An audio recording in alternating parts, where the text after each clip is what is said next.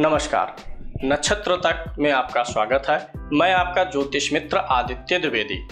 जन्म कुंडली से संबंधित परामर्श के लिए, कुंडली मिलान के लिए, किसी भी प्रकार के मुहूर्त आदि की जानकारी के लिए या जीवन में चल रही समस्याओं के समाधान के लिए, खराब ग्रह दशाओं के उपाय के लिए, रत्न और रुद्राक्ष आदि की जानकारी के लिए आप हमसे संपर्क कर सकते हैं।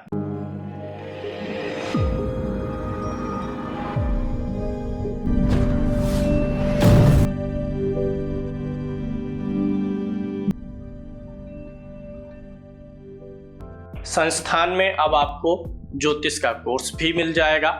इसके लिए आप हमारा ऐप नक्षत्र तक गूगल प्ले स्टोर से डाउनलोड कर लीजिए। इस कोर्स में आप ज्योतिष के ए से शुरू करके जेड तक जा सकते हैं, यानी बेसिक से एडवांस तक के सारे आपको लेसन स्टेप बाय स्टेप मिलते हैं, जो कि एक क्रमबद्ध तरीके से होते हैं, जहां ज्योतिष के पीडीएफ नोट्स भी आपको मिलते हैं और लाइव क्लासेस की रिकॉर्डिंग भी मिलती है। डाउट्स वगैरह के लिए भी वीडियोस आपको मिलते हैं। जूम क्लास से लाइव जोड़ करके मैं आप लोगों के शंकाओं का समाधान भी करता हूं। सूत्र नंबर 1 आप लोग लिखिए। अगर किसी कुंडली में चंद्रमा पंचम भाव या लाभ भाव में हो और उसके ऊपर शुक्र की दृष्टि हो, ये पहला सूत्र अलग है। इसके बाद जो सूत्र आएंगे वो एक दूसरे से मैच करेंगे। चंद्रमा जो है, अब इसी कुंडली में देखिए, चंद्रमा पंचम भाव में हो या लाभ भाव में हो और उसके ऊपर शुक्र की दृष्टि हो, तो व्यक्ति की कुंडली कितनी ही खराब क्यों नहीं होगी, जीवन में अचानक से धन लाभ का अवसर मिलेगा। एक बार धन लाभ का अवसर काफी अच्छा आएगा जीवन में। चंद्रमा पंचम में हो या लाभ भाव में हो, उसके ऊपर शुक्र की दृष्टि हो।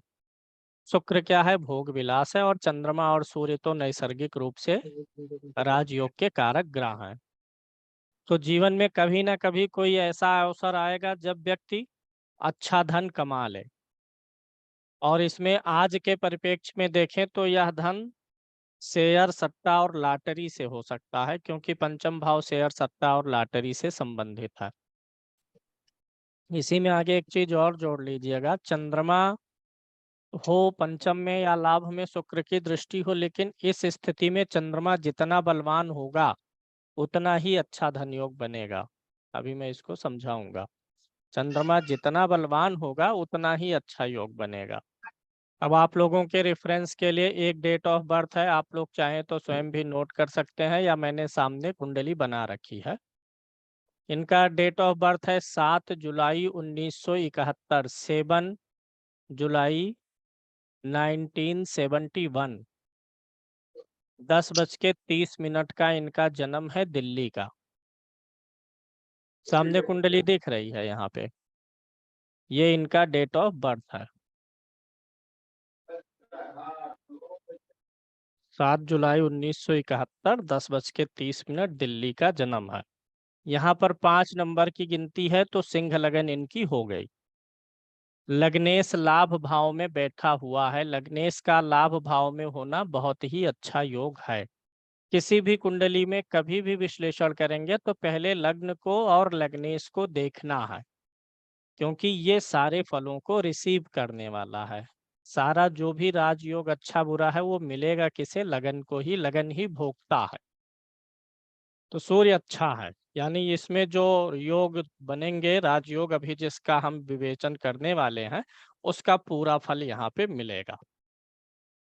सूत्र मैंने बताया कि चंद्रमा पंचम भाव में हो या लाभ भाव में हो, एकादश भाव में। पंचम भाव ये है, एकादश भाव ये है। इन दोनों में से किसी भाव में चंद्रमा हो और उसके ऊपर शुक्र की दृष्टि हो। यहाँ से देखिए शुक्र की दृष्टि है, ठीक है। जिस भाव में चंद्रमा बैठा है वहां तक शुक्र की दृष्टि यहाँ पर चंद्रमा पर है। ये जो है एक साधारण से व्यक्ति थे। ये जो हैं कुछ जैसे सड़क पे लोग काम करते हैं, ठेला आप लोग समझते हैं कि पता नहीं, कुछ लोग तो समझते होंगे।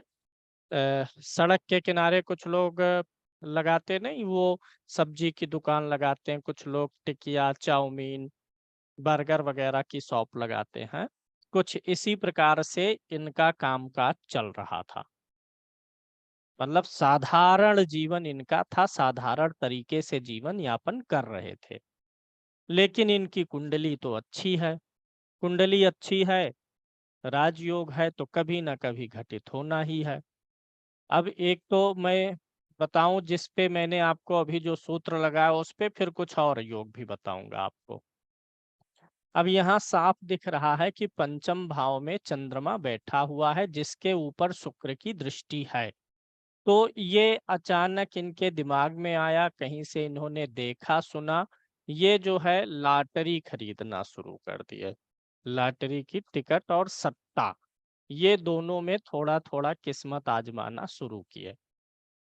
अब चूंकि कुंडली में योग है, पंचम भाव लॉटरी सट्टा से जुड़ा भी होता है, तो ये एक दो बार ये असफल रहे, लेकिन फिर भी इनके अंदर ललक बनी रही। एक दो बार में कुछ नहीं हुआ, लगे रहे लगे रहे। और जब एक दो बार करता है काम आदमी, दो चार छह बार कोई भी चीज, तो थोड़ा एक्सपीरियंस भी हो जाता है और थोड़ा और सोच विचार करता है। तो इनको लॉटरी से इनकी किस्मत चमकना शुरू हुई और काफी अच्छी लॉटरी निकली इनकी, कई बार निकली। सट्टा से पैसा कमाए और देखते देखते ये पूरा जो ये ठेला रखते थे, इनका पूरा सा रेस्टोरेंट खुल गया। लोगों को आश्चर्य भी हुआ कि इतना धन कहाँ से आ रहा है, क्योंकि ये जन्म तिथि आप देख रहे हैं 1971 की है, यानी काफी समय पुरानी है। उस समय में लॉटरी सट्टा और शेयर के बारे में बहुत कम लोगों को ज्ञान होता था, तो अगर कोई व्यक्ति बताए भी कि मैं यहाँ से पैसे कमा रहा हूँ, तो लोग सोचेंगे ये क्या चीज है। लोगों को कम जानकारी थी। तो ये एक योग हुआ इनको, इस योग ने मतलब ये जिस व्यक्ति की आमदनी 100 रुपए हो, उसकी आमदनी 1000 रुपए कर दे दिन की, ऐसा योग है। उस समय के हिसाब से जो भी धन रहा होगा वो भी बहुत उत्तम रहा होगा। अभी भी यह है, अच्छा धन इन्होंने जीवन में बना लिया है। ठीक है, 1971 की कुंडली है और काफी कम एज में ही यह योग एक्टिवेट भी होता चला गया, यानी जवानी जो है इनकी, युवावस्था, सुख भोगने वाला धन इनको मिल गया। अब इस योग में देखिए चंद्रमा सूर्य के सम्मुख है, चंद्रमा पंचम भाव में है, सूर्य सम्मुख है, यानी चंद्रमा पूर्ण रूप से किरण से युक्त है। अब अगर यही चंद्रमा मान लीजिए कृष्ण पक्ष का हो जाता, सूर्य यहाँ बैठा होता, सूर्य यहाँ होता, सूर्य जहाँ होता है उससे दूसरे तीसरे चौथे पांचवें छठे सातवें भाव तक चंद्रमा में उज्ज्वलता रहती है। जब सूर्य के ठीक सामने रहेगा तो सबसे ज्यादा उज्जवल, और जैसे जैसे चंद्रमा सूर्य के पीछे जाएगा वैसे वैसे वो अस्त होता चला जाएगा। तो इस कुंडली में, उदाहरण कुंडली में आप देख रहे हैं कि चंद्रमा सूर्य के सम्मुख ही बैठा हुआ है, सूर्य यहाँ पर है और उसी के सम्मुख चंद्रमा शुक्ल पक्ष का है, तो इसलिए इनको बहुत अच्छा धन लाभ हुआ। अगर यही चंद्रमा अस्त होता तो इस कैटेगरी का धन लाभ ना हो पाता, धन लाभ लाभ तब भी होता लेकिन इतना ना होता। यानी इसने बहुत ज्यादा इनको सुखी और संपन्न बनाया है। नोट कर लिया आपने, यानी किसी भी कुंडली में चंद्रमा बलवान हो, उसके ऊपर शुक्र की दृष्टि पड़ जाए, तो लाइफ को इतना धन मिलेगा कि आपका लाइफ लग्जरी से भर जाए। शुक्र लग्जरी का कारक है ना।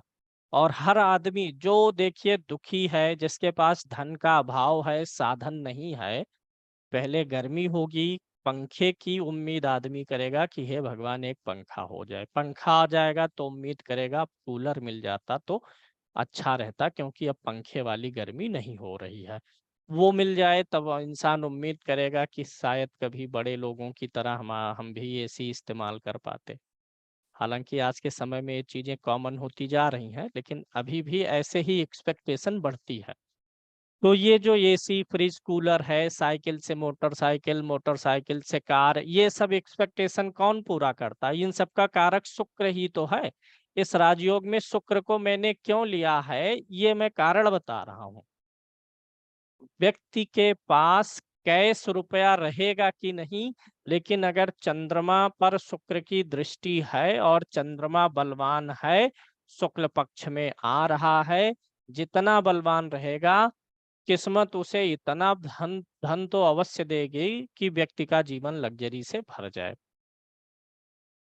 दूसरे योग पे चलते हैं, इसी कुंडली में कुछ और चर्चा कर लेते हैं। एक तो ये देखिए कि लग्नेश जो सूर्य है ये, और जो दशमेश शुक्र है, इन दोनों की भी युति है 11th हाउस में।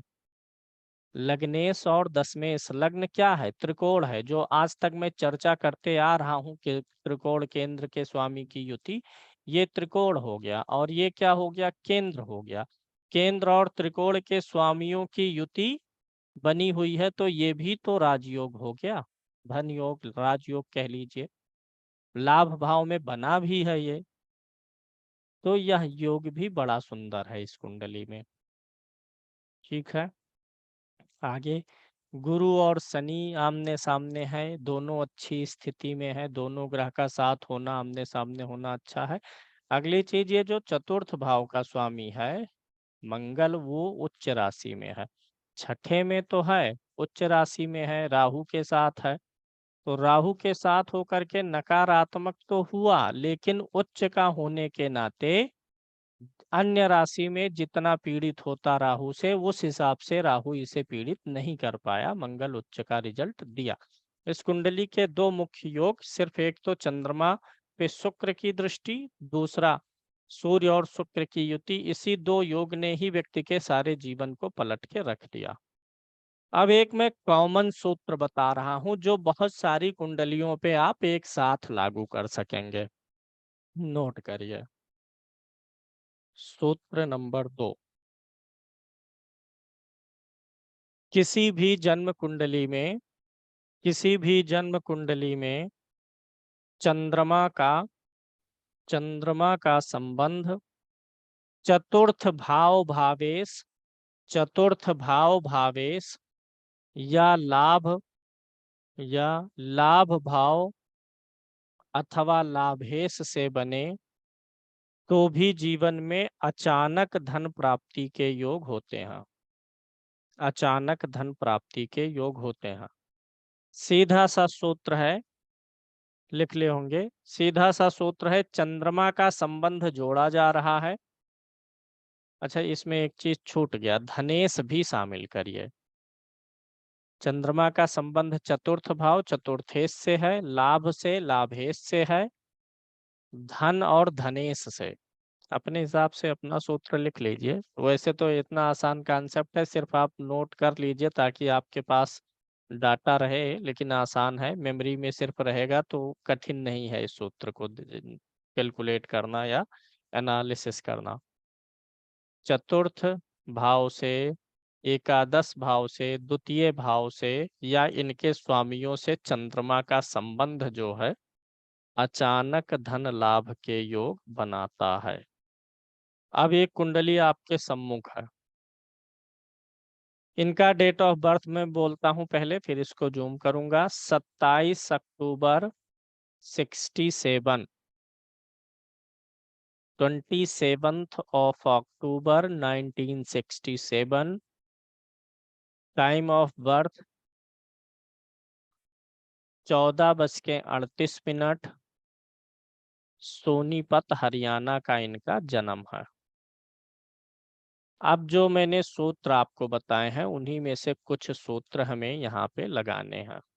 पहला सूत्र देखिए क्या लग रहा है, चंद्रमा के ऊपर शुक्र की दृष्टि का सूत्र नहीं लग रहा है। चंद्रमा ना तो पंचम में है, ना एकादश में है, ना शुक्र देख रहा है, तो इसीलिए मैंने पहले सूत्र को अलग से लिखाया। दूसरे सूत्र पे हम चलेंगे और दो उदाहरण लेके समझेंगे। सूत्र क्या कहता है कि सबसे पहले आपको विचार करना है चौथे भाव का स्वामी, किसी भी कुंडली में चौथे भाव के स्वामी को देखना है। और किस किस भाव को नोट करिए, पहला क्या हो गया? चौथा भाव। दूसरा क्या है सूत्र में हमारे? एकादश भाव। और तीसरा क्या है? तीसरा है हमारा धन भाव। ये तीन भाव मैंने शामिल किया है, और इसमें चंद्रमा भी शामिल है। शायद उस सूत्र में मैं फिर से बोलता हूँ, मिलाएंगे आप लोग। चंद्रमा का संबंध चौथे लाभेश और धनेश के साथ हो, इसी का और विस्तार करिए। चंद्रमा का संबंध ना भी हो तो इन 3 भावों के स्वामियों का संबंध परस्पर हो।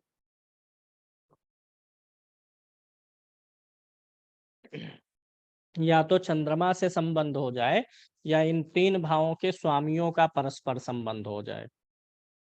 3 में से किसी 2 भाव का ही हो, 3 के तीनों का हो जाए तो अच्छा है। 3 भावों का यानी द्वितीय भाव, चतुर्थ भाव और एकादश भाव में से कम 2 भाव के स्वामियों का संबंध बने या तीनों भावों का बने, या इनका संबंध चंद्रमा से बने अच्छे भाव में, चंद्रमा बलवान हो वही सूत्र लागू होगा, तो जीवन में अचानक से धन के योग बनेंगे। अभी मैं लास्ट में सारे सूत्र अपने शब्दों में अक्षर सह लिखा दूंगा। इस कुंडली में देखिए द्वितीय भाव का स्वामी ग्रह कौन सा है? गुरु है। द्वितीय भाव का स्वामी गुरु हुआ। किसी भी कुंडली में आप द्वितीय भाव का स्वामी निकाल लीजिए। फिर चतुर्थ भाव का स्वामी निकालिए। चतुर्थ भाव का स्वामी इस कुंडली में कौन है? शुक्र है। ये सब तो आपको बेसिक वीडियो देख के और मैंने एक वो दिया था प्रैक्टिस सेट, उसको भर के आप लोग जिनका एकदम से बेसिक लेवल है वो इसे जान सकते हैं। लाभ भाव का स्वामी कौन है इस कुंडली में? गुरु है। ये 3 ग्रह हमें मिले। क्या इनमें से किसी का संबंध मजबूत चंद्रमा के साथ बन रहा है? चंद्रमा के साथ नहीं बन रहा है। ये सूत्र यहीं छूट गया। इसी सूत्र के विस्तार में चलेंगे। क्या ये जो 3 भाव हमारे आए हैं, 3 भाव के स्वामी गुरु शुक्र गुरु, क्या इनका संबंध कहीं परस्पर बन रहा है? इसको देखेंगे क्या इनका संबंध बन रहा है कि नहीं। राकेश द्विवेदी जी आप अनम्यूट करिए अपने आप को।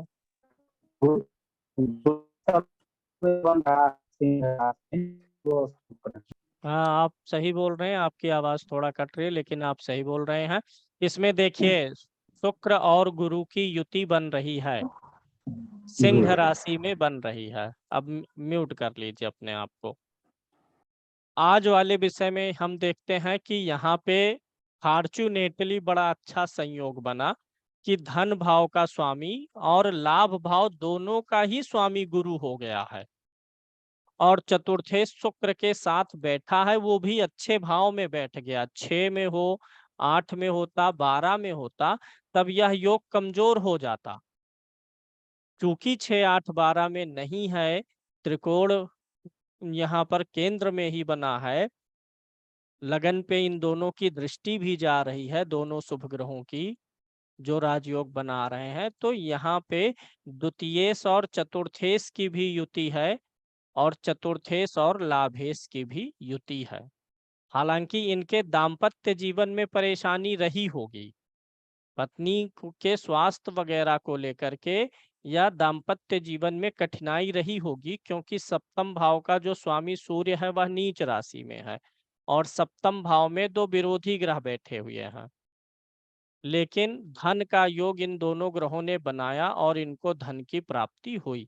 इनके साथ क्या कहानी हुई मैं आपको बता देता हूँ। इनके साथ कहानी ऐसी हुई कि बचपन में ही इनके माँ की हो गई मृत्यु। जब ये छोटे थे तभी इनकी माँ की मृत्यु हो गई। लगभग उस समय इनकी आयु रही होगी 3 से 4 वर्ष की। माँ की मृत्यु हो गई। पिताजी ने दूसरा विवाह कर लिया और पिताजी ने इनको पढ़ाया लिखाया, बड़े तो किए ही, लेकिन कुछ बहुत विशेष ध्यान नहीं दिए। जब ये सयाने हो गए, बालिग उम्र के हो गए, 25-26 साल की आयु के करीब में, तो इनके मामा जी एक बार इनसे मिलने आए। इनके मामा जी यानी इनकी जो माता जी की मृत्यु हुई थी उनके भाई यानी सगे मामा जी इनसे मिलने आए। हालांकि ये कभी मामा के घर गए नहीं थे, माता की मृत्यु हो गई तो जाहिर सी बात है थोड़ा सा, अगर मृत्यु हो गई तो उतने ज्यादा संबंध रह कहाँ जाते हैं। ऊपर से जब पिता ने दूसरी शादी भी की तो जो दूसरी माँ आई होंगी वो तो अपने मायके से मतलब रखेंगी, और ये छोटे थे तो उतना मामा और नाना नानी से पहचान भी नहीं हुआ रहा होगा, तो बहुत ज्यादा मतलब नहीं रह गया था।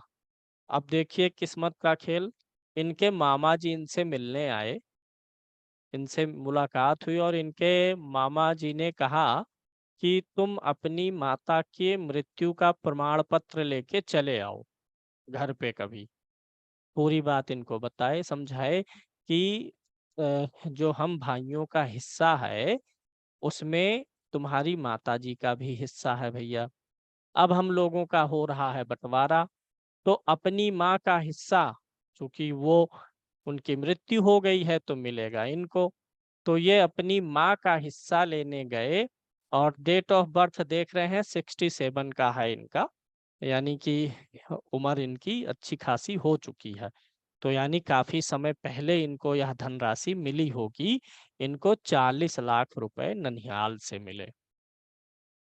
ये धन योग जो इन दोनों ग्रहों की युति से था, ये अचानक इनको धन का लाभ कराया।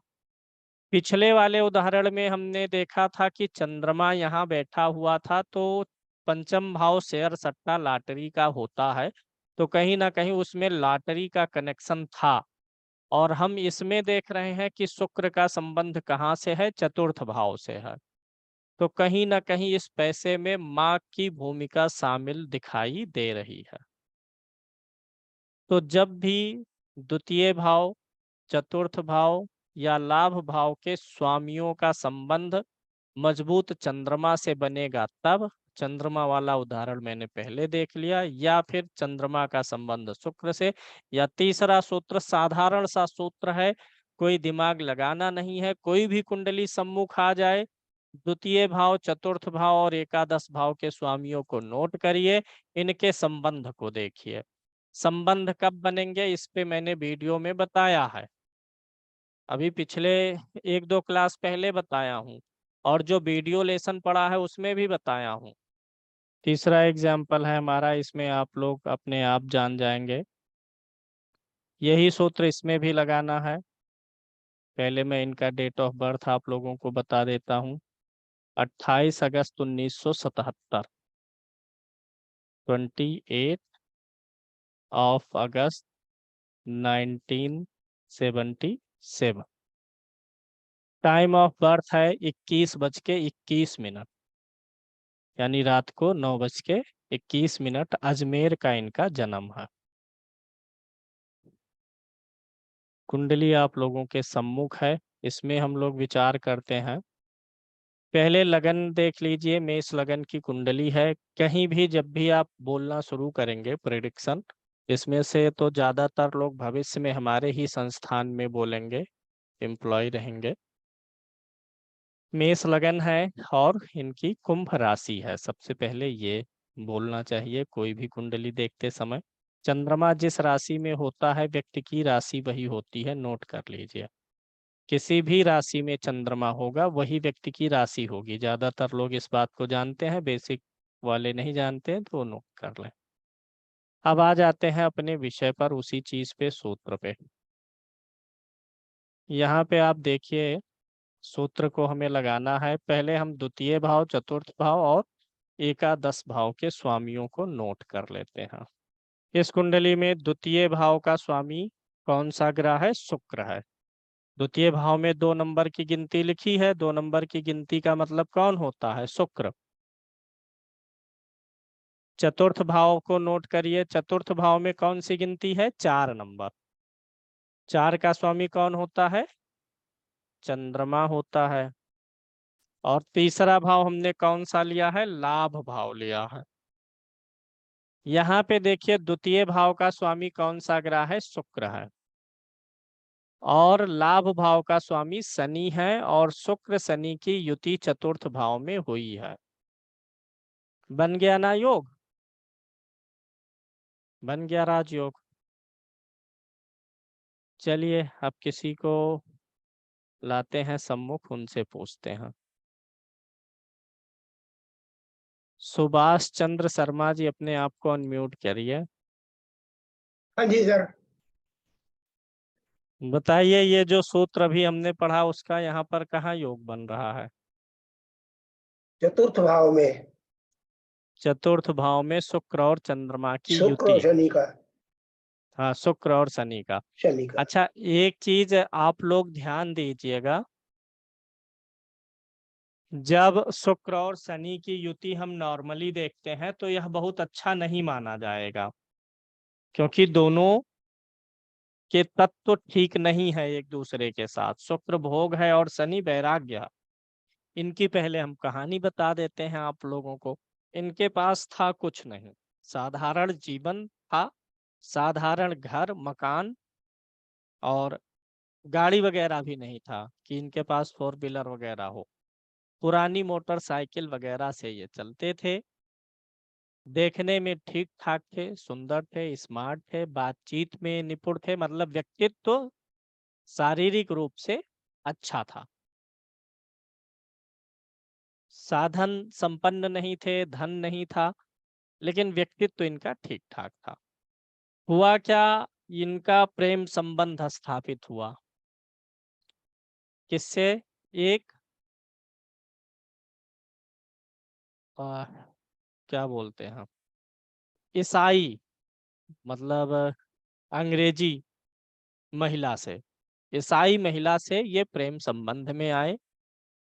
उस महिला को इनसे प्रेम हुआ, दोनों ने विवाह किया, और उस महिला की कई संपत्तियां, कुछ होटल और रेस्टोरेंट थे, और उससे शादी के बाद इनका यह धन योग या राजयोग कहें वो जागृत हुआ, और फिर उसके बाद पूरे जीवन भर ये सुख और संपन्नता पूर्वक जीवन यापन कर रहे हैं।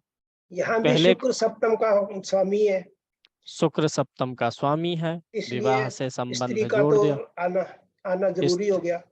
स्त्री देखिए संबंध आपने ढूंढ लिया, जैसे दो कुंडलियों में निकला यहाँ पर भी निकलता हुआ आ रहा है।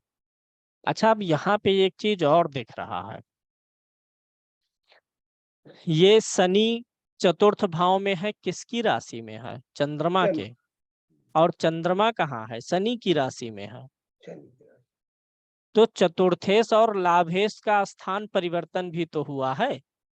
जैसे ठीक आप लोगों ने एक योग देखा, इसमें मैंने दो ठीक योग देखे, उसी सूत्र के दो योग हैं। ठीक है। संबंध बनने का मतलब सिर्फ साथ होना ही तो नहीं है ना। आप ठीक अपने बात। आप को अब म्यूट कर लीजिए। संबंध बनने का मतलब है कि वे दोनों ग्रह एक दूसरे के साथ हों, युति में हों, एक दूसरे की राशि में हों, एक दूसरे पर दृष्टि डाल रहे हों। चार प्रकार से संबंध बताया गया था। तो सबसे प्रबल संबंध तो होता है जब साथ में हो या एक दूसरे की राशि में हो, तो ये दोनों सबसे प्रबल है। तो यहाँ पे दोनों सबसे प्रबल वाला संबंध बना है। समझ रहे गए आप लोग ना? दो दो संबंध, सिर्फ एक आपने देखा, जिन लोगों ने दोनों देख लिया था वो लोग जो है मेडल के पात्र हैं। उन लोगों को हम 31 अप्रैल को पुरस्कृत करेंगे। 31 नहीं, 30 अप्रैल को। 30 अप्रैल दिन रविवार को जिन लोगों ने दोनों योग देख लिया था वो लोग हमारे घर पे आएंगे, और उनको हम पुरस्कृत करेंगे, और साथ में आप लोग 10-20 हजार रुपए लेके आएंगे। पुरस्कार में वही रुपया आप लोगों को हम भेंट करेंगे जो आप लेके आएंगे। तो जिसको जितना बड़ा पुरस्कार चाहिए उतना ज्यादा लेके आ जाएगा। 30 तारीख को यहाँ ऑफिस में एक कार्यक्रम का आयोजन किया गया है। साल बीत गया, फाइनेंशियल ईयर बीत गया, मार्च बीत गया ना, अब नया फाइनेंशियल ईयर है। तो साल भर जिन लोगों ने अच्छा प्रदर्शन किया है, अच्छा रिस्पांस दिया है, टाइम से आना, टाइम से जाना, ढंग से बातचीत करना, अपना काम ढंग से सब कुछ करना, उनको पुरस्कृत किया जाएगा, मेडल दिया जाएगा, अवार्ड दिया जाएगा। तो 5-6 अवार्ड हैं। सब लोग बैठे हैं, अवार्ड किसको क्या मिलना है, किसका किसमें नाम है, हम सब छिपा के बैठे हैं, किसी को बताए नहीं है। 25-30 लोग हैं स्टाफ में सब मिला के। तो उसका भी वीडियो हम डालेंगे यूट्यूब पे, आप लोग देखिएगा। अच्छा, अगर यही मान लीजिए शुक्र और शनि का संबंध यहाँ के बजाय छठे भाव में, 8वें में होता और 12वें में होता, तब क्या होता? तब पहली संभावना तो ये थी कि जिससे इनका विवाह होता वो औरत हो सकता है पहले से डाइवोर्सी रही हो, उनके पहले से विवाह हुए रहे हो, क्योंकि 6, 8, 12 में गया है क्योंकि इनका विवाह हुआ तभी ये राजयोग लागू हुआ है, तो चतुर्थ सप्तम भाव से संबंधित कुछ परेशानी के कारण ही विवाह होता।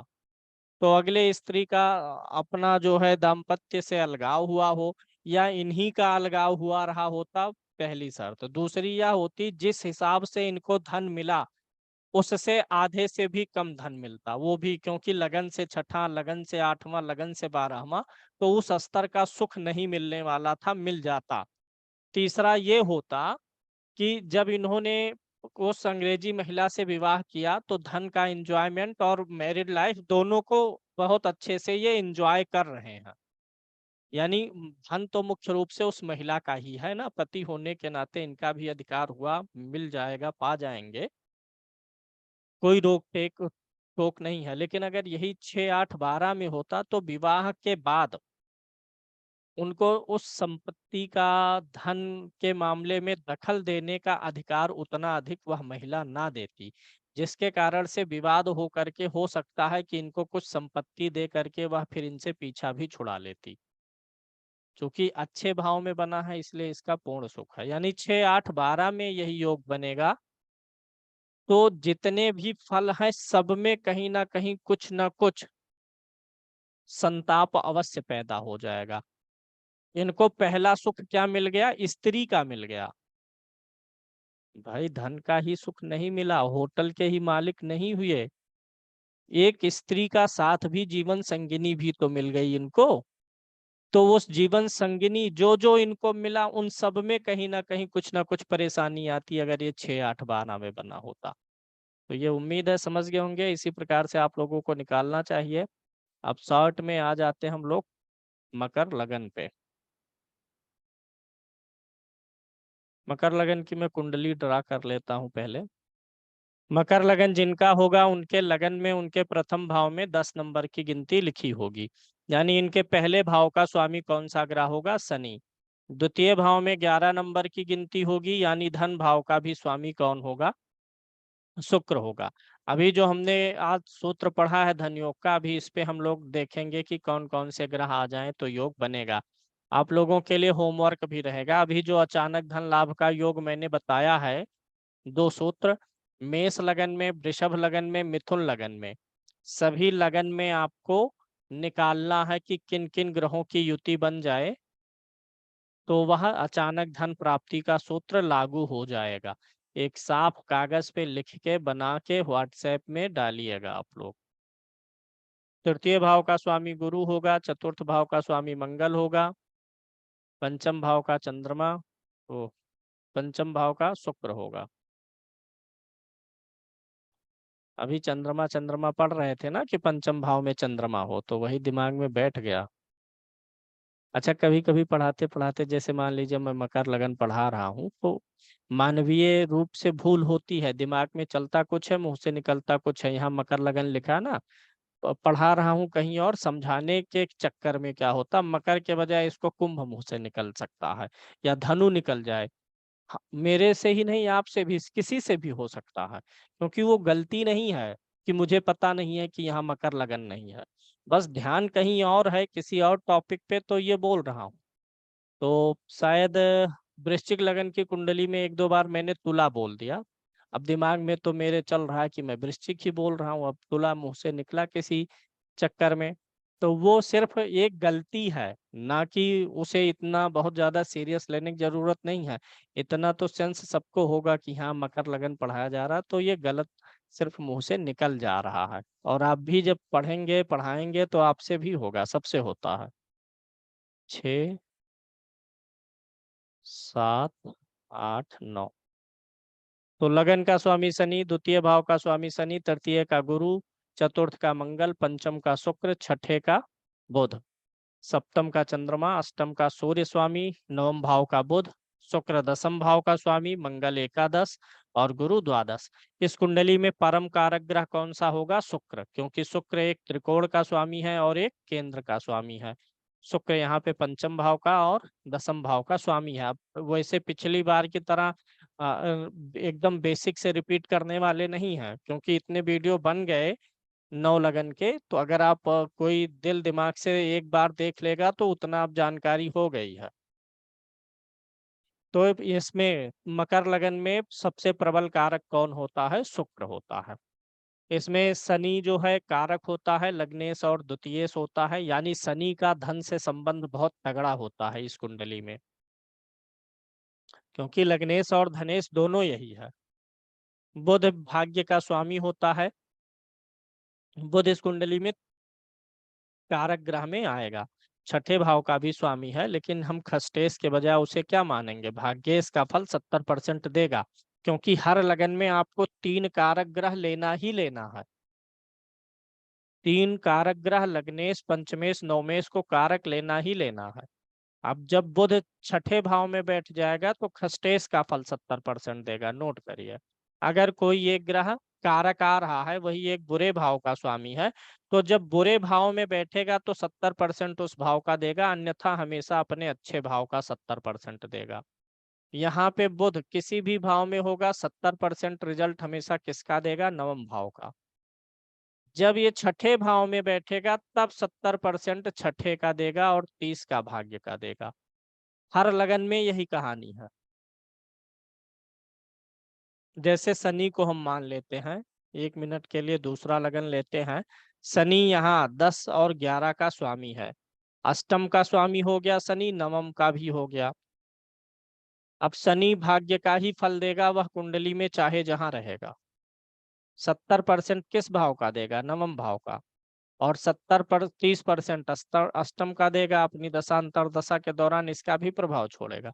लेकिन अब वह शनि अगर अष्टम में ही बैठ गया है, तो अब इस भाव का 70% देगा, इसका 30% देगा। उम्मीद है बात समझ में आ गई होगी आपको। मकर लगन में कारक ग्रह शनि, बुध, शुक्र होंगे। शुक्र सबसे प्रबल कारक ग्रह है। अब अगर ये शुक्र, शनि, बुध प्रबल कारक है, तो इसका मतलब क्या हुआ कि शुक्र का संबंध, मकर लगन में शुक्र, बुध और शनि, अगर इनका संबंध किसी दूसरे केंद्र या त्रिकोण के स्वामी के साथ बनेगा तो राजयोग होगा। यानी शनि का संबंध बने, लगन का हो गया। दूसरा केंद्र क्या हो गया? मंगल। इसी में मंगल को भी मैं शामिल कर दे रहा हूं। शुक्र तो हो ही गया। चंद्रमा, केंद्र का स्वामी कौन हुआ? चंद्रमा। यहाँ का स्वामी बुध ऑलरेडी लिखा हूं, यहाँ का स्वामी शुक्र। यानी जो आपके कारक ग्रह आते हैं 3, हर लगन में 3 कारक ग्रह, अगर उनका संबंध केंद्र के स्वामियों के साथ में बनेगा तो राजयोग होगा। गिर गया है कुछ। अब यहाँ पे एक चीज ध्यान दीजिएगा, शनि का और मंगल का संबंध होगा तो वह अच्छा राजयोग नहीं होगा, रहेगा असर 10-20%, लेकिन उस राजयोग के बजाय जो धन देगा उससे ज्यादा शारीरिक पीड़ा दे देगा, क्योंकि शनि और मंगल दोनों शत्रु हैं। हर लगन में मैंने ये कॉन्सेप्ट बताया है कि तीनों जो कारक ग्रह हैं वो केंद्र के स्वामियों के साथ हो तो राजयोग होगा, और हर लगन में एक ग्रह ऐसा निकला है जो लगन का शत्रु रहा हो।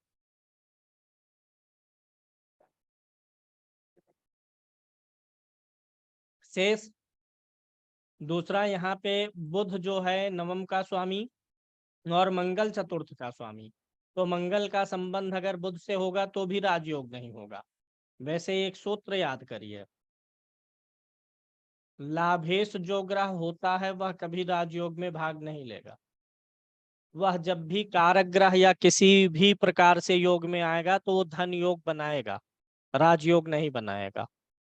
अच्छा, राजयोग धन योग से क्या अंतर है? धन योग मतलब व्यक्ति 10, 20, 50 हजार लाख उस समय के अनुसार अच्छी सैलरी कमा लेगा।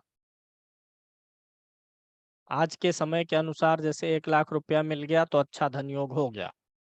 राजयोग का मतलब होता है उस व्यक्ति के पास में नौकर चाकर रहेंगे, 2-4 एम्प्लाई रहेंगे, व्यक्ति काम करेगा तो कोई पानी पिलाएगा, कोई गाड़ी चलाएगा।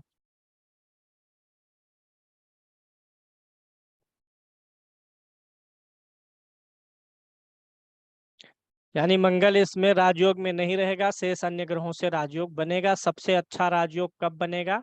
शुक्र शनि, शुक्र और बुध की युति से। चंद्रमा और शुक्र की युति से तो बहुत बढ़िया बनेगा, दोनों शुभ ग्रह रहेंगे। चंद्रमा बुध से बनेगा, चंद्रमा शनि से भी बनेगा।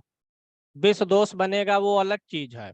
चंद्रमा और शनि एक साथ होंगे तो विष दोष बनेगा, तो विष दोष मानसिक रूप से पीड़ा अपनी तरफ रखेगा, लेकिन जो राजयोग बना उसके कारण उस व्यक्ति के जीवन में धन रहेगा, सुख रहेगा। राजयोग का संबंध सिर्फ धन, सुख, साधन, यश और वैभव से है। अब ऐसा नहीं है कि दो ग्रह इसी लगन में शनि और चंद्रमा राजयोग बना दिए अगर, तो चंद्रमा और शनि की युति से जो अपना दुष्प्रभाव है वो भी नहीं रहेगा। व्यक्ति धन से सुखी हो जाएगा, गाड़ी रहेगा, फॉर्च्यूनर में घूमेगा, यानी बड़ी बड़ी गाड़ियों में घूमेगा, समाज में मान सम्मान रहेगा। लेकिन शनि और चंद्रमा की युति से जो मानसिक पीड़ा है, तनाव है, दाम्पत्य में परेशानी है, वो सब का रिजल्ट अलग है। यानी ग्रह युति का फल अपना दोनों के कारकत्व के नाते अलग आएगा और भाव के स्वामी के नाते अलग आएगा। यहाँ राजयोग भाव के स्वामी के रूप में बन रहा है तो उसका फल अलग मिलेगा। और दुख, शनि दुख है, चंद्रमा मन है, दुख और मन का मेल होने का फल अलग आएगा। इस कुंडली में छठे भाव में, आठवें भाव में और 12वें भाव में विपरीत राजयोग बनेगा। 6, 8 और 12 भाव में अगर बुध, सूर्य और गुरु बैठे होंगे तो विपरीत राजयोग बनेगा। विपरीत राजयोग भी अच्छा फल इस कुंडली में देगा। मारक ग्रह की बात कर लेते हैं। किसी से पूछेंगे, मैं पूछूंगा, वो बताएंगे मारक ग्रह। पहले आप लोग देख लीजिए, लिख लीजिए, सभी लोग लिखिए मारक ग्रह। इसमें वही सूत्र लगाना। मारक एक तो शनि है, द्वितीय भाव का स्वामी है, और एक सप्तम भाव का स्वामी चंद्रमा है। ये मारक तो है ही, लेकिन ये उच्च कोटि के मारक नहीं है। शनि तो ऐसा मारक है जो सिर्फ सर्दी जुकाम बुखार दे के छोड़ देगा। वास्तविक मारक कौन सा ग्रह है जो अगर कुंडली में पीड़ित होगा तो जीवन को अस्त व्यस्त कर देगा? संदीप पांडे जी, अपने आप को अनम्यूट करिए। बहुत देर से आपको ढूंढ रहे थे, कई दिन से। जी सर, गुरु जी नमस्कार। नमस्कार नमस्कार। गुरु है बताइए इसमें, इसमें मारक। गुरु प्रबल मारक। गुरु प्रबल मारक, क्योंकि गुरु ही तृतीय भाव और द्वादश भाव का, दो जी अशुभ भावों का स्वामी हुआ है। इसके अलावा अगर हम एक मारक और डिसाइड करना ही चाहें तो वो होगा हमारा चंद्रमा, जी क्योंकि चंद्रमा हमारे इस नियम से भी आ रहा है सप्तम में, और वैसे भी सप्तम मारक होता है, तो चंद्रमा भी इसमें मारक रहेगा। सूर्य मारक नहीं रहेगा। सूर्य और चंद्रमा 8वें भाव के स्वामी होकर के मारक नहीं होते हैं, न जिस भाव में बैठते हैं उस भाव का नुकसान देते हैं। हाँ, 8वें में सूर्य चंद्रमा पड़ेंगे तो पीड़ित होंगे, लेकिन ये अष्टमेश होकर के जहाँ बैठते हैं उस भाव को नहीं पीड़ित करते। तो इस लगन में मार्केश, गुरु और चंद्रमा लिखिए। अगर ये कुंडली में ज्यादा पीड़ित हो, इनकी दशा अंतरदशा चले, तो व्यक्ति को बहुत ज्यादा समस्याओं का सामना करना पड़ेगा। अब आ जाते हैं जो धन योग अभी मैंने आपको बताया था 3 उदाहरण कुंडली से, वो धन योग इस कुंडली में किन किन ग्रहों के योग से बनेगा। वह धन योग बनेगा, द्वितीय भाव को लेना है, चतुर्थ भाव को लेना है, और एकादश भाव को लेना है। यानी इस कुंडली में शनि और मंगल, जिसको अभी हमने राजयोग से बाहर किया था, शनि और मंगल के योग से मकर लगन की कुंडली में अचानक धन लाभ का योग बनेगा। धन का योग होगा, राजयोग नहीं होगा। मंगल यहाँ राजयोग बनाएगा ही नहीं, लाभ भाव का स्वामी है, तो यहाँ पे धन योग बनेगा। और उस समय भी मैं बोला धन योग बनेगा। अगर ये 6, 8, 12 में बनेगा तो ये बहुत ज्यादा असर नहीं दे पाएगा, बहुत बेकार रहेगा। मतलब अचानक धन प्राप्ति का योग ऐसे आएगा मानो जैसे सड़क पे चलते हुए 100 रुपया गिरा हुआ मिल जाए बस।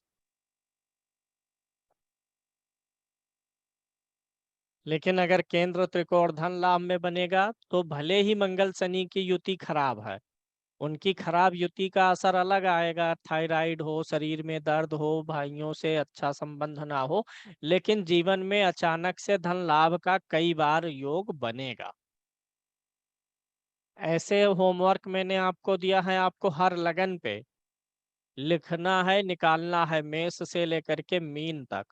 बहुत ज्यादा लंबा चौड़ा नहीं लिखेंगे, लगन लिखिएगा, उसके सामने लिख दीजिएगा कि ये ग्रह मिलेंगे तो योग बन जाएगा।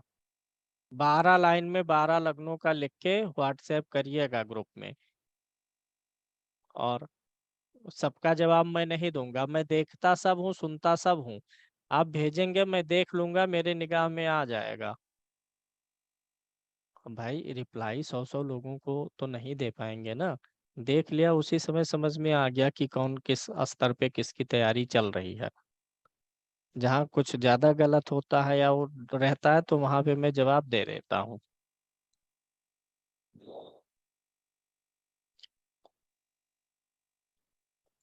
लगभग ओके है। इस लगन में देखिए शनि महाराज 10th भाव में उच्च के होते हैं। शनि महाराज यहाँ होंगे तो सस नाम का राजयोग बनाएंगे। गुरु महाराज 7th भाव में होंगे उच्च के तो हंस नाम का पंच महापुरुष योग बनेगा। मंगल 4th भाव में होगा तब बनेगा, या लगन में होगा तब।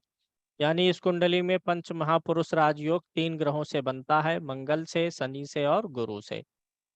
केंद्र में अगर मंगल लगन में है तो उच्च का हो गया, तब बन गया रोचक नाम का योग। मंगल 4th भाव में हुआ तो रोचक बन गया।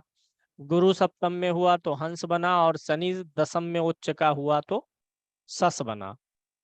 केंद्र में अगर कोई ग्रह उच्च का हो या स्वराशि का हो तो यह राजयोग बनता है, और विस्तार से इस पे वीडियो दिया हूं। तो ये हो गया योग इस कुंडली में। अगर इस कुंडली में मकर लगन की कुंडली में भले ही शनि कारक है, लेकिन अगर शनि किसी भी लगन में, मैं फिर से आज रिपीट कर रहा हूँ, किसी भी लगन की कुंडली में अगर शनि कहाँ बैठा हो, तुला राशि पे हो, शनि कुंभ राशि पे हो, और शनि कर्क राशि पर बैठा है, किसी भी कुंडली में बैठा है, तो ऐसे व्यक्ति को शनि का स्टोन पहनाने के पहले सिर और आंखों का हाल पूछ लेना चाहिए कि सिर में दर्द, माइग्रेन, पीड़ा, आंखों में तो कोई दिक्कत नहीं है। इसका कारण बताएंगे संतोष पात्रो जी।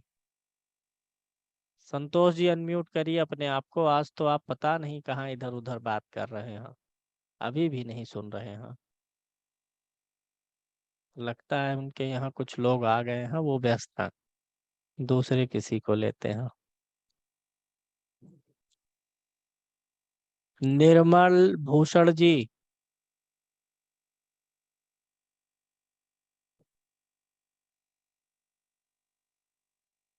निर्मल भूषण पांडे जी अनम्यूट करिए अपने आप को। जी गुरु जी प्रणाम। जी प्रसन्न रहे। बताइए, शनि अगर इन राशियों में है तो स्टोन बताने के पहले सिर आंखों का हाल पूछना है, क्यों?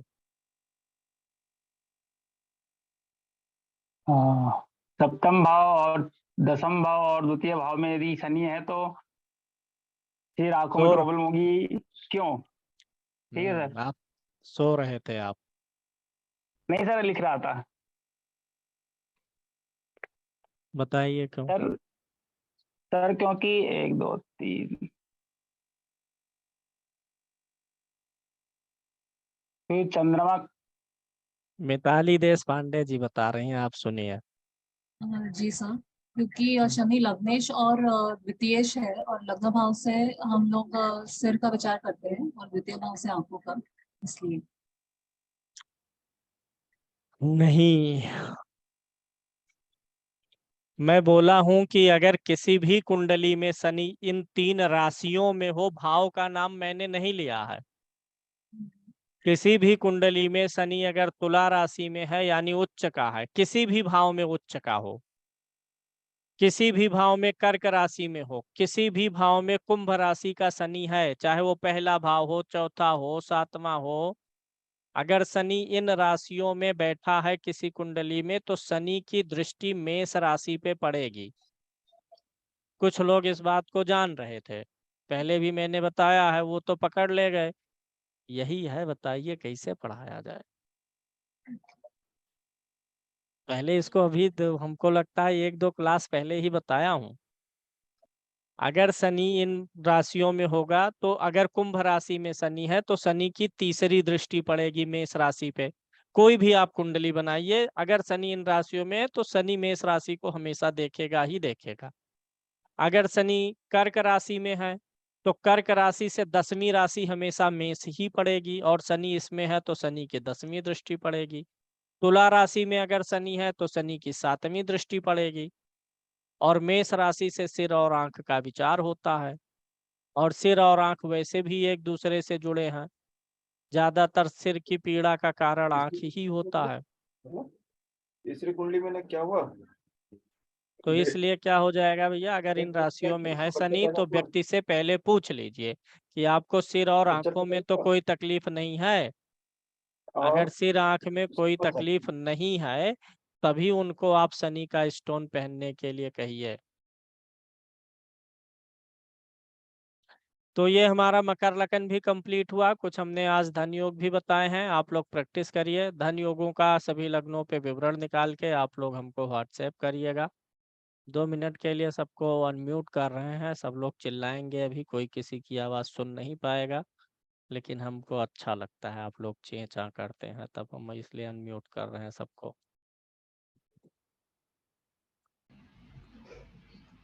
गुरुदेव चलिए। मेरा एक प्रश्न है, पिछली कुंडली। गुरुजी ये हेलो, इससे पहले आपने गुरुजी एक राशि वो था पंचमी, उसमें सूर्य और बुध बैठा था, तो क्या वहाँ बुधादित्य योग बनेगा? पहली कुंडली जो दिखाई थी आपने ठीक है। 5वें भाव में। हाँ, सवाल है कि बुध और सूर्य एक साथ बैठे हैं तो क्या बुधादित्य योग बनेगा। इसमें कोई शंका ही नहीं है कि अगर बुध और सूर्य एक साथ हैं तो बुधादित्य योग बनेगा। त्रिकोण में भी कैसा बनेगा बुधादित्य योग। गुरुजी, ये जो आपने अभी जैसे कई सारे योग बताए थे, शश महापुरुष योग, रोचक योग, इन सब के बारे में आपने पीछे क्लासेस में बताया है क्या कुछ? पीछे क्लासेस में ही नहीं बताए भैया, इसका बकायदे एक लेसन है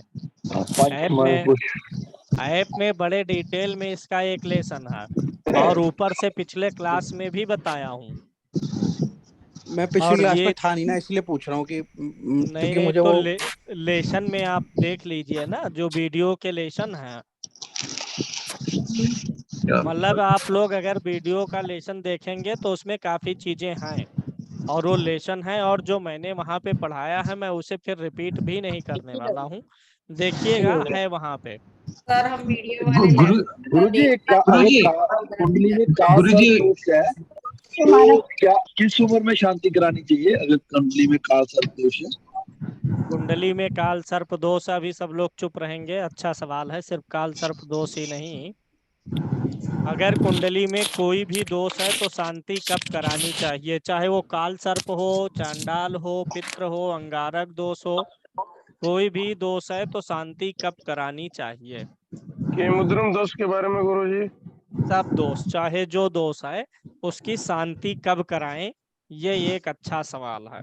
देखिए, सबसे पहले यह निर्धारित कर लिया गया कि कौन सा दोष है, काल सर्प दोष है या कोई भी दोष, आप पहले ये निर्धारित कर लीजिए। फिर उसके बाद चले जाइए विषोत्तरी दशा पे।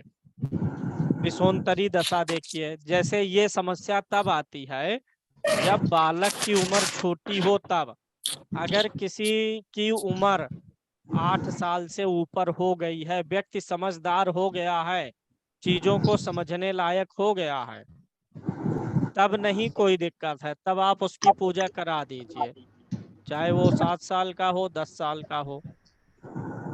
दूसरी शर्त यह है कि अगर व्यक्ति की कुंडली में कोई दोष है और वर्तमान समय में उसको पीड़ा मिल रही है, वर्तमान समय में उसको दिक्कत हो रही है और समझ में आ रहा कि कुंडली में ये दोष है, भले ही उसकी उम्र 2 साल हो या 2 महीने हो, अगर ये समझ में आ रहा है कि इस दोष के कारण इस बालक को पीड़ा हो रही है, तो वो उस दोष की शांति उसी समय कराई जा सकती है, जब वो 2 महीने का हो चाहे 2 साल का हो, माता पिता संकल्प लेके कर सकते हैं। तो एक बार तो तब कराने से उसको राहत मिल जाएगी, एक बार पुनः जब वह बालक समझदार हो जाएगा 10-12 साल 15 साल, तब पुनः करा ले।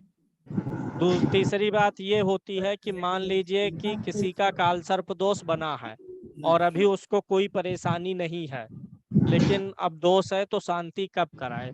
वह व्यक्ति यह देख ले कि उसकी दशा कब आ रही है, राहु की केतु की। दशा आने के पहले शांति करवा ले, दशा आने पर नहीं, दशा आने पर तो वह योग एक्टिवेट हो चुका होगा, तो उसके पहले ही करा ले। यानी इसका कोई निर्धारित नियम नहीं है कि कब कराना है। पहला चीज है, अगर जन्म के समय ही व्यक्ति का स्वास्थ्य पीड़ित है बालक का, क्योंकि अगर बालक है छोटा है तो स्वास्थ्य ही पीड़ित होगा पहले, तो तुरंत ही उसके माता पिता संकल्प करके जो है उस बालक के निमित्त उसके दोष की शांति करवा दें। दूसरा है कि जब बालक समझदार हो जाए, 7-8 वर्ष का हो जाए, तब करा दिया जाए। अन्यथा अगर नहीं हुआ है तो जीवन में कभी भी कराएं, या फिर दशा देख लें उस दोष से संबंधित ग्रह की दशा आने के पहले, चाहे वो महादशा हो चाहे अंतरदशा हो, उसके आने के पहले करा लिया जाए। चलिए, उम्मीद है आप लोगों को समझ में आ गया होगा। आप लोग प्रैक्टिस करिएगा। अब आज के लिए विश्राम देंगे और आगे भविष्य में फिर डाउट लिए जाएंगे। पहले जितना मैंने काम दिया है उसको आप लोग हल करिए। ज़्यादातर डाउट जब हम लोग कुंडली विश्लेषण करेंगे तो सबका हल हो जाना है, ये मुझे पता है।